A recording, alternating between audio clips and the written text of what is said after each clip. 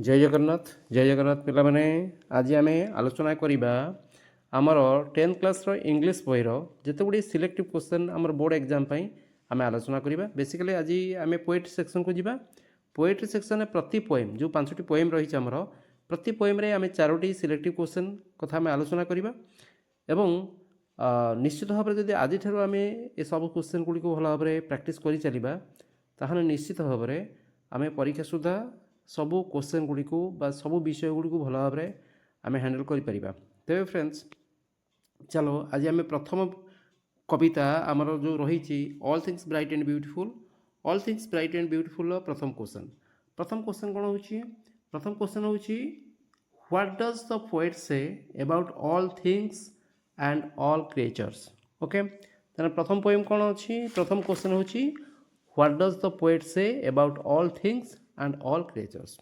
Second question हो जे what does the poet say about little flowers and little birds in the poem बुझीपार सबू कवितारू आम 4टी सिलेक्टिव क्वेश्चन आलोचना करवा एवं तृतीय क्वेश्चन हो what do people find in garden in greenwood in meadows and besides water okay ताले लोक माने गार्डन ने ग्रीनवुड रे एवं मीडोज जो खेल पड़िया कौन सबू पाती एवं वाटर साइड बिसाइड्स वाटर भी मध्य कौन पाती से विषय पचरा जाइए तृतीय प्रश्न रे चतुर्थ प्रश्न हो why has God given us eyes and lips आमको ईश्वर कहीं आईज एंड लिप्स देइछंती बुझीपार 4टी क्वेश्चन बुझीपार प्रथम क्वेश्चन कौन थिला what does the poet say about all things and all creatures समस्त क्रिएचर एवं सब जिनस गुड़ी विषय कवि कौन कही कवितार द्वितीय प्रश्न हो what does the poet say about little flowers and little birds in the poem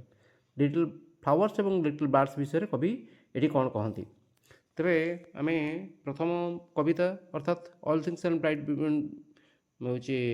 and beautiful जो 4टी सिलेक्टिव क्वेश्चन आम देखते बर्तमान आम जा सॉलिटरी रिवर विलियम वर्ड्सवर्थ कविता दि सॉलिटरी रिवर आम भल भाव जानते ये कवि किए ना विलियम वर्ड्सवर्थ ओके तेरे फ्रेंड्स तेरे प्रथम कवितार प्रथम प्रश्न द्वितीय कवितार प्रथम प्रश्न कौन अच्छी how did the wrappers song spread across the valley okay wrappers ये रेपर्स किए ना जे सॉलिटरी गर्ल्स जो हाईलैंड जो लास ये कहुई जो स्कॉटलैंड जो हाईलैंड लास हाईलैंड जो गर्लटी जो ताको ये रेपर्स बोली कहुई रेपर्स सॉन्ग किभली भाव में भैली उपत्यकार किभली चारिआडे व्याप्त है से विषय प्रथम प्रश्न द्वितीय प्रश्न हो the solitary reaper's song is compared with 2 birds what are they solitary जो रेपर्स जो निर्जन एकुटिया काटुवा महिलाटीर बा झीटीर जो संगीत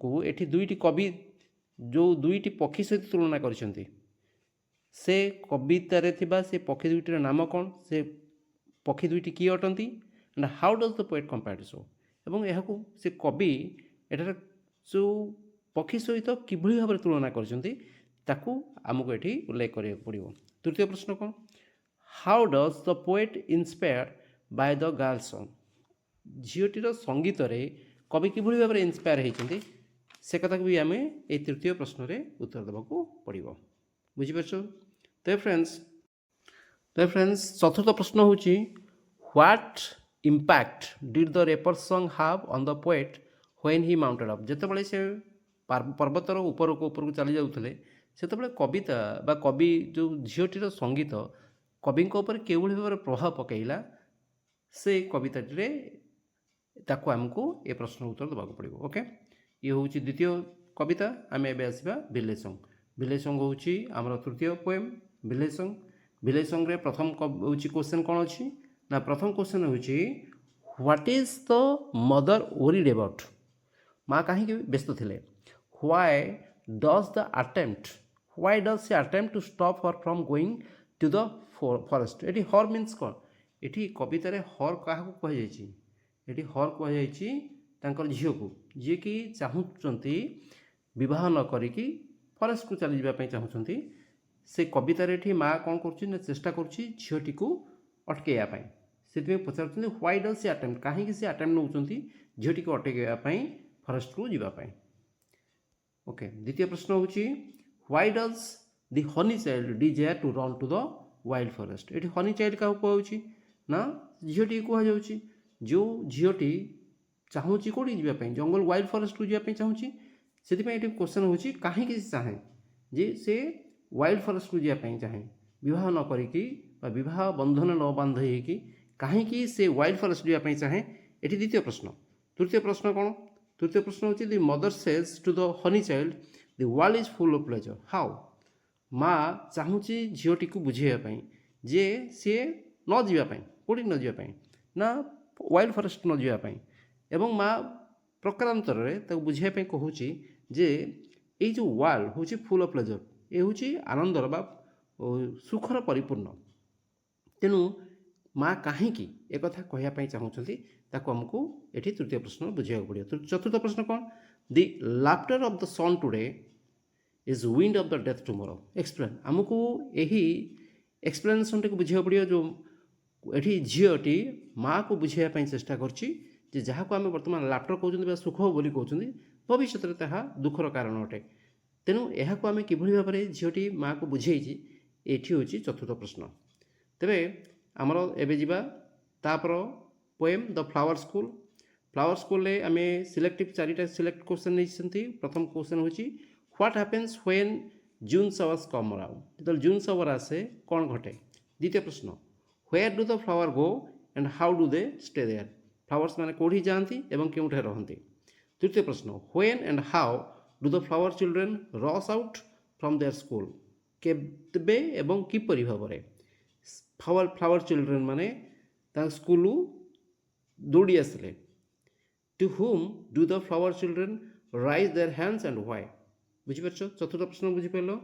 ଏବେ ଆମେ ଯିବା ତାପର କ୍ୱେଶ୍ଚନ୍କୁ ଆମେ ଏବଂ last poem from the formalin jar. From the formalin ଜାର୍ରୁ ବି ଆମେ ଚାରୋଟି ସିଲେକ୍ଟିଭ୍ କ୍ୱେଶ୍ଚନ୍ ଆଣିଛନ୍ତି। ପ୍ରଥମ କ୍ୱେଶ୍ଚନ୍ କ'ଣ? Where is Vicky's brilliant brain. ବିକିର ବ୍ରିଲିଆଣ୍ଟ ବ୍ରେନ୍ କେଉଁଠାରେ ଅଛି? What are its feeling. ଏବଂ ଯେଉଁଠାରେ ଅଛି ତାର ବର୍ତ୍ତମାନ ତାର ଫିଲିଙ୍ଗସ୍ କ'ଣ ସେଠି ଅଛି। ଦ୍ୱିତୀୟ ପ୍ରଶ୍ନ ହୁ ୱାଜ୍ ଭିକି। ଭିକି କିଏ ଥିଲେ? What do you know about him. Vicky ବିଷୟରେ କ'ଣ ତୁମେ ଜାଣ? ଅର୍ଥାତ୍ ଭିକିର କ୍ୟାରେକ୍ଟର ବିଷୟରେ ଭିକିର ଚରିତ୍ର ବିଷୟରେ ବା ଭିକି ବିଷୟରେ ଆମେ କ'ଣ ଜାଣନ୍ତି ଏଇ କବିତା ମାନେ ଏଇ ପ୍ରଶ୍ନର ଉତ୍ତର ଆମକୁ ଦେବାକୁ ପଡ଼ିବ।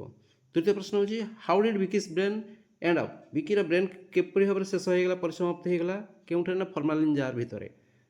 ଏବଂ ଚତୁର୍ଥ ପ୍ରଶ୍ନ ହେଉଛି ଡ୍ରାଇଭ୍ ସେପ୍। ଯେଉଁ ଡ୍ରାଇଭ୍ ସେପ୍ ଲେଖା ହେଇଛି କବିତାରେ why is the expression written in capital letter. କାହିଁକି ଡ୍ରାଇଭ୍ ସେପ୍କୁ କ୍ୟାପିଟାଲ୍ ଲେଟର୍ ଲେଖା ହେଇଛି।